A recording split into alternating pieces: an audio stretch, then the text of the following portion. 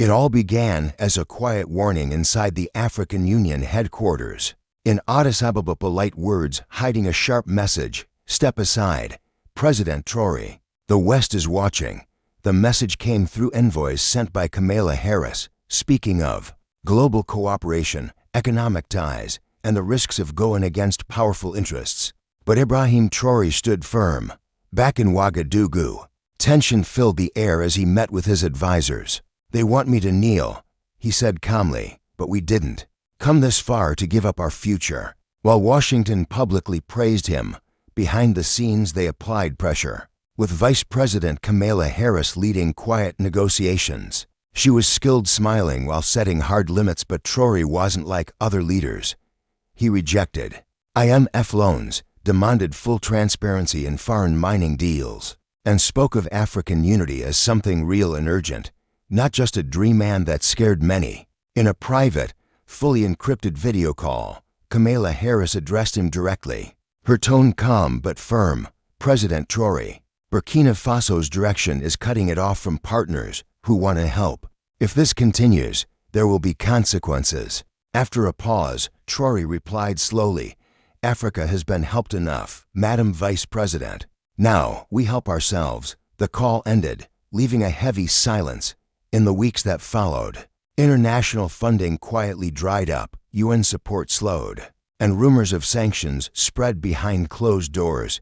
Even within his cabinet, some ministers, worried about their careers, urged him to step back, but Traoré had already made up his mind. He was determined to keep moving forward, and from Washington, Kamala Harris began to realize something unsettling. This wasn't just another populist leader she was dealing with. It was a man who felt he had nothing left to lose. This wasn't going to be a negotiation. It was the beginning of a collision between two very different worlds. The financial pressure on Burkina Faso escalated faster than expected.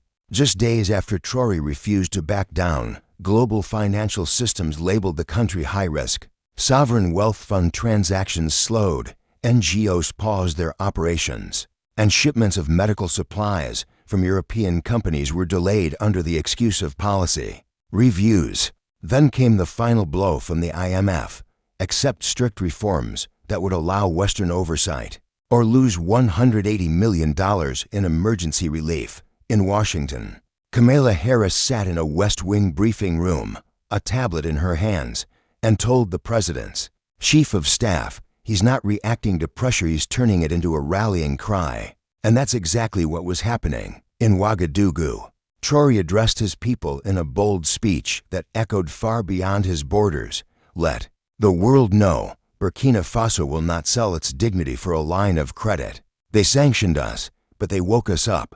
We are not alone, we are 1.4 billion strong."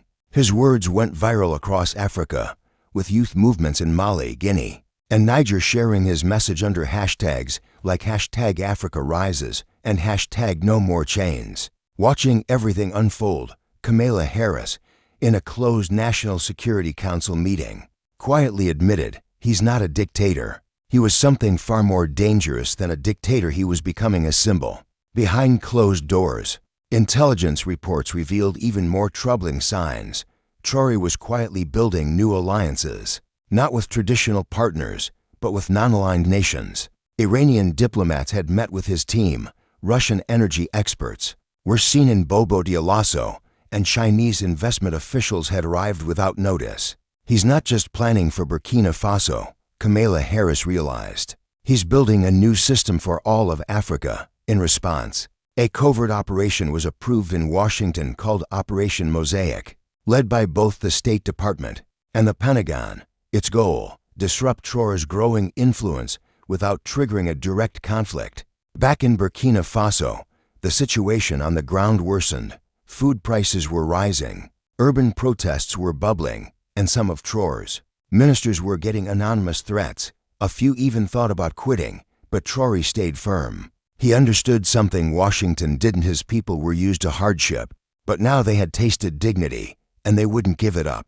Inside an old French-built military base, turned command center, Traoré stood at a large oak table surrounded by generals and ministers. Maps covered the surface, marked with crisis points: food shortages, border weaknesses, civil unrest. Everyone in the room looked exhausted, and some were visibly nervous.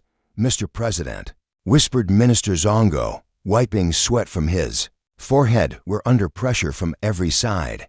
ECOWAS is silent. France is angry. And the US, they're not even speaking." Traoré cut in sharply. "They're not silent. They're scheming." Across the ocean, in her secure office in Washington, Kamala Harris reviewed classified updates. Burkina Faso's economy was collapsing. Supply chains were breaking. Protests were spreading in the north, some driven by hunger, others by growing talk of rebellion. "He's running out of support," her advisor said. "Give it a few more weeks." But Kamala wasn't so sure. She tapped her pen on the desk and said, "Set up a direct call. I want to see him face to face." Hours later, a secure video call linked Washington with Ouagadougou. The screen flickered, and Traoré appeared, calm face, sharp eyes. Kamala greeted him politely, but got straight to the point. "President Traoré, you've made bold decisions, but they're driving your people to the edge." Traoré answered without hesitation, "My people have lived on the edge for generations. At least now, they're standing on their own feet." She warned him, "There are consequences coming." He simply replied, "Then let them come," and ended the call without formality. That same night in Ouagadougou, pressure exploded to top officers. Colonel Diarra and Major Senghon disappeared. Rumors said they boarded a flight to a U.S.-friendly country. In Washington, Kamala's aides celebrated, saying, "The crack is forming." But Traoré didn't panic. Instead, he did something no one predicted. He called together not generals, but student leaders, street organizers, and farmer union heads.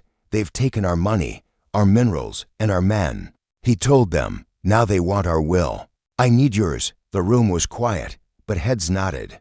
A generation raised under exploitation was now being asked to lead a resistance.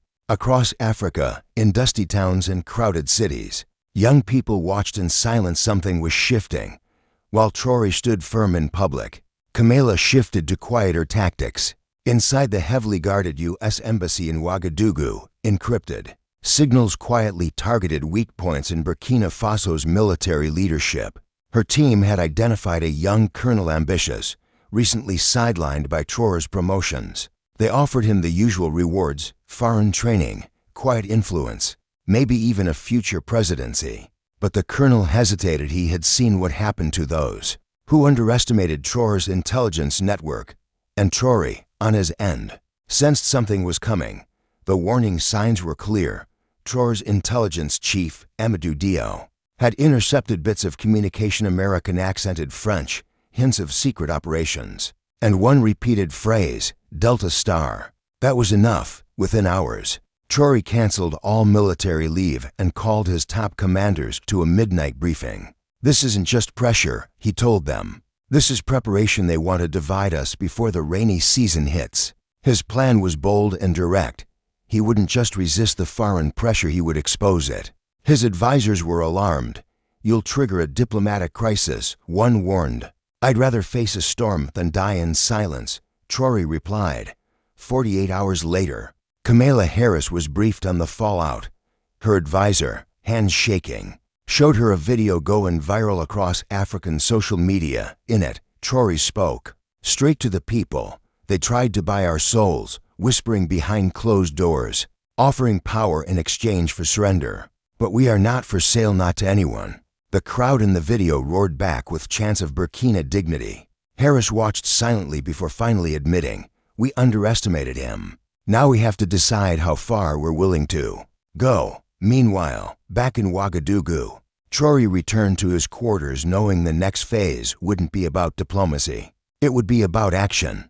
A few days after the defections, he stood before the nation on live television, wearing a simple uniform with no medals or fanfare. Just a firm voice and a clear message: "We are not at war with America, but we are not for sale." It was a firm line in the sand. In Washington, Kamala Harris watched the broadcast, her face unreadable while her staff murmured around her, "He's rallying them. If we don't stop him now, we'll lose West Africa." Back in Burkina Faso, Traoré's words spread like wildfire through markets, mosques, and rural villages not just within the country, But across the entire region, across the continent, momentum was building. In Ghana, students marched in solidarity. In Senegal, artists painted murals of Traoré with fists raised high.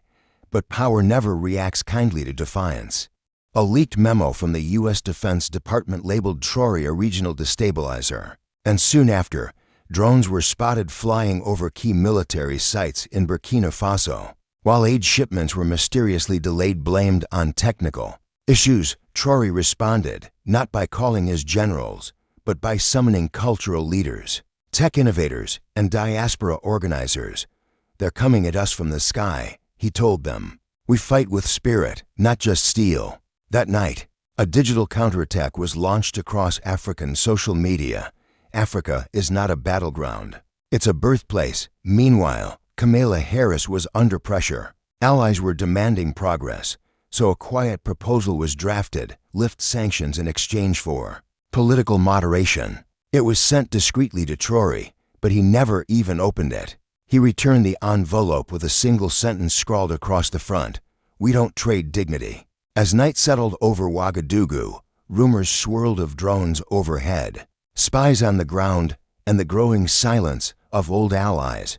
Traoré walked the palace halls alone, his boots echoing through marble corridors once built for colonizers. He knew now this wasn't just politics, something deeper, more dangerous, was unfolding. In a classified briefing, his intelligence chief revealed the truth: 3 foreign agents had been captured near the northern border.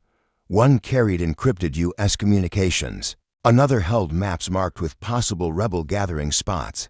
"They're not just watching," the chief said. "They're planting seeds." Thousands of miles away in Washington, Kamala Harris reviewed a file marked "Eyes Only." Its title, Operation Remap. The mission wasn't to remove Traoré, it was to slowly reshape influence across the region, using debt, drones, and internal division. But then the plan faltered. In Niger, a convoy suspected of smuggling weapons to anti-Traoré rebels was ambushed by local hunters loyal to him. One surviving rebel confessed on camera they were trained in a nearby country by instructors with American accents. The footage leaked, and suddenly, the world was paying attention. A major African news outlet ran the headline, "Is Africa Still Sovereign?"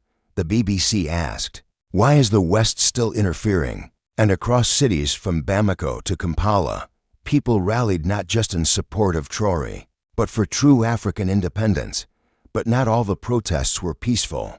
A powerful explosion tore through a military depot outside Bobo Dioulasso. Traoré arrived just hours later, his jacket still dusty from the flight. The destruction was obvious, but so was the message spray-painted on a surviving wall: "Stop or fall." He looked at the words, then turned to his general and said, "Then we rise." The next morning, he made a decision no other African leader had dared. He ordered every foreign military advisor to leave the country, French, American, all of them. Phones rang around the world, emergency meetings were held, and markets trembled. But in Burkina Faso, something new was growing: a kind of power not built on oil or foreign aid, but on the refusal to bow down. The move sent shockwaves through diplomatic circles. Western analysts called it reckless. Young Africans called it liberation. Quietly, Traoré continued his mission. At sunrise, he boarded an unmarked jet and disappeared from radar. 12 hours later, he landed in Havana, where Cuban President Maria Delaarman greeted him with a strong handshake and a knowing smile. "We've played this game before," she said, "and we're still standing." Days later, headlines broke. The news: a South-South Economic Forum, led by Traoré, would be held in Luanda. Invitations didn't go to Washington, Paris, or London, but to Addis Ababa, Caracas, Hanoi, and Algiers. It was a bold statement. The global South was done asking for a seat at someone else's table. They would build their own. In D.C., Kamala Harris's team was in a panic. "He's reviving the old anti-imperial alliance," one aide warned. This could spark a chain reaction. But Harris stayed calm. "Then we flipped the board," she said. Kamala Harris authorized a quiet offensive: cyber attacks on Burkina Faso's government systems, discreet bribes to opposition figures, and psychological tactics like memes, misinformation. and rumors about Traoré's mental health, but none of it worked. Instead, a new video went viral. Traoré walking calmly through the streets of Bissau. No security, no motorcade, just him and the people. Children ran beside him. Elders gave him blessings, and the caption read, "No fear, no master." Across Africa, hashtags exploded. Hashtag Africa UNCHAINED. Hashtag SHAKTRA effect. Hashtag We're Not Your Pawn.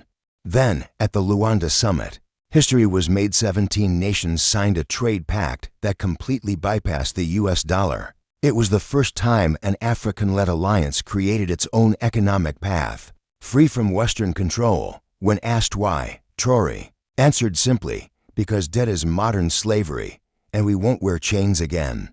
The world took notice, watching from the White House Situation Room. Kamala Harris clenched her jaw. "This isn't just one man anymore," she said. "It's a movement, and movements," she knew, were much harder to crush. 2 weeks after the Luanda Pact, the atmosphere in West Africa grew tense. Drones flew higher, foreign embassies quietly scaled back operations, and anonymous calls were made to top Burkinabe generals. "There's still a seat for you if you leave him now." But Traoré didn't blink. Instead, he returned to Koudougou, his hometown. No speeches, no media, just a quiet walk through the narrow streets of his childhood. There, an old shoemaker looked him in the eye and said, "If you die standing, you'll still be taller than those who live on their knees." Back in Ouagadougou, something strange happened. A fire broke out near the National Archives, just after Traoré ordered the release of classified French colonial documents. Dozens of files were destroyed, including records linking French military payments to regional warlords. No one believed the fire at the National Archives was a coincidence. But Traoré didn't speak about it directly. Instead, he called for a night vigil. Thousands gathered in the capital, not with torches or protests, but with candles, standing in calm defiance. Then Traoré stepped forward holding one of the half-burned documents. Its title, barely readable, said, "Subject, Burkina Gold Strategic Control Plan." He held it up and said just one line, "They burned the paper, not the truth." The world watched in stunned silence. Even Kamala Harris, now facing criticism at home, paused. Her advisors urged her to act. Real sanctions this time. Cut him off. Trade, medicine, aid, everything. But she refused. "No," she said, "that's what he wants. A blockade, the image of Western cruelty. We won't give him that." Instead, they turned to the shadows, psychological warfare, media smear campaigns, fake scandals. They tried to paint him as a dangerous nationalist, a rising dictator obsessed with power. But none of it stuck. While they crafted headlines, Traoré was meeting with farmers, engineers, artists, quietly planning a media network, a new currency test, and a regional civil defense pact. He wasn't just resisting, he was building. And from the ashes of the fire, the people of Burkina Faso saw not fear, but the first spark of a continent preparing to rise. By late August, intelligence reports warned of a new threat. A group of Burkinabe dissidents, trained and armed abroad, had re-entered the country. Their mission was clear: to stabilize Traoré's government before he could unite the Sahel region. The plan was called Operation Ember, designed to look like an internal rebellion. Protests popped up in border towns. Anonymous radio messages accused Traoré of silencing critics, manipulating food supplies, and secretly cutting deals with China and Russia for military bases. Kamala Harris's team didn't confirm involvement, but they didn't stop it either. They believed it was working. U.S. internal briefings showed growing confidence. He's cornered. Push a little more, and the whole thing collapses. But Traoré had seen it coming. He let the fires burn just long enough, then he struck back. Protest leaders were captured in a midnight operation, not with brute force, but with calculated precision. Encrypted flash drives, GPS trackers, coded messages. It was all documented and traced. The shocking twist: the so-called grassroots rebellion had been under surveillance from the very beginning. Traoré had allowed it to grow, even fueled it quietly, just to expose the hidden hands behind it. Within 48 hours, his government dropped. A stunning report naming individuals, revealing bank accounts, satellite images, and leaked audio recordings. One clip featured a voice that sounded unmistakably Western, saying, "If the public turns, we pull the plug on his food routes. That's when they'll beg for change." The leak went viral, and Africa didn't spiral into chaos, it erupted. In fury, from Nigeria to Mali to South Africa, people poured into the streets not to protest Traoré, but to stand with him. The hashtag Africa is awake spread like wildfire. For many young Africans, Traoré was no longer just Burkina Faso's leader, he had become a living symbol of resistance. In Washington, Kamala Harris was suddenly on the defensive, dragged into congressional hearings over covert operations gone wrong. Her strategy had backfired, and the world was watching. Meanwhile, Traoré held a single press conference. He didn't boast, he didn't yell, he simply said, "They set the trap but forgot one thing. Africa remembers." As the sun rose, the next day, Ibrahim Traoré stood before the African Union in Addis Ababa. Cameras from every corner of the globe focused on him. But he wasn't there to perform, he was there to make a statement. Behind him were weeks of failed foreign pressure, coup attempts, media smears, and economic warfare. In front of him sat presidents, prime ministers, and nervous delegates uncertain whether to applaud or brace for what came next. He opened with silence. Then he said, "They told me to kneel, I stood." Some clapped, others exchanged uneasy glances. But Traoré wasn't speaking for their approval, he was speaking for the forgotten. He spoke of the farmers. He spoke of farmers surviving on dry, cracked land while foreign companies stripped the earth for gold. Of teachers giving lessons by candlelight while electricity was sold off through international contracts. Of mothers burying their children because life-saving medicine sat untouched in warehouses labeled aid. Then Traoré said, "This isn't just about Burkina Faso, it's about dignity. And we don't negotiate dignity." The hall fell. Silent, watching from Washington, Kamala Harris leaned back in her chair, lips pressed tight. She understood now this war wasn't being fought with guns, but with truth, with stories. And Traoré had just won this battle. That same week, leaders across Africa began serious talks to form an independent Sahel economic corridor, telecom, banking, and defense systems owned and operated by Africans themselves. It wasn't a full revolution, not yet, but the shift had begun. As Traoré stepped off the stage, a young reporter rushed up and asked, "President Traoré, what if they try again? What if next time they don't miss?" He smiled and said, "Then we fight again, but not alone. Never alone again." Outside, a crowd of young Africans chanted with fire in their voices, "No more puppets, no more fear. Africa stands." And in quiet offices from Washington to Paris to Tel Aviv, a new reality began to take hold. This wasn't just a story of one man standing up to power. It was a warning to those who mistake silence for weakness. Ibrahim Traoré didn't kneel, didn't beg, and didn't break. He faced down empires, outplayed backroom deals, and reminded the world that Africa's future belongs to no one but its people. When the world demanded surrender, he answered with defiance. And when they told him to step back, he stepped forward. The winds are shifting, and this time, they're blowing from the Sahel,